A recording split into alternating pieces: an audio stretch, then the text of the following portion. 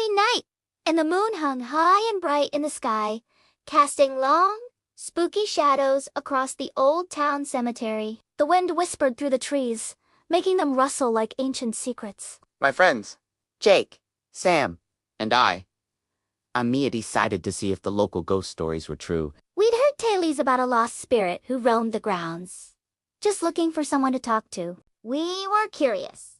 Maybe a little too curious. Let's use the Ouija board, I said, pulling an old, dusty board from my backpack. Jake and Sam shot each other a look, a mix of nerves and excitement. We huddled together, the cold ground seeping through our jeans, and placed our fingertips lightly on the planchette. Is there anyone here? I asked, my voice shaking just a bit. For a second, nothing happened. Then, the planchette started to move. Slowly, deliberately, it spelled out, "Why yes." Our eyes widened. The game was on. Who are you? Sam asked, his voice barely a whisper. The planchette slid across the board again, faster this time. WRITH. A chill, colder than the October air, ran down our spines. We all knew what a wraith was, a ghostly figure often seen as a bad omen. But the thrill was intoxicating. What do you want? Jake breathed, a knot tightening in his stomach. The planchette moved one last time.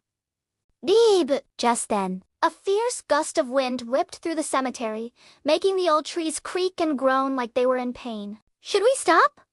I asked, but it was too late. The ground beneath us trembled. The air turned ice cold, and from the deep shadows behind a row of crumbling gravestones, a dark figure began to rise. It was tall and spectral, with hollow, empty eyes and long, tattered robes that billowed in the wind.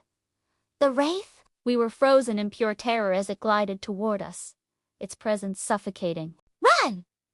Sam screamed, and the spell was broken. We scrambled to our feet, sprinting wildly through the maze of tombstones. The wraith's chilling wail echoed behind us, a sound that will be forever burned into my memory. We dodged graves, our hearts hammering against our ribs. The main gate was just ahead, a beacon of safety, but the wraith was closing in, its whispers swirling around us.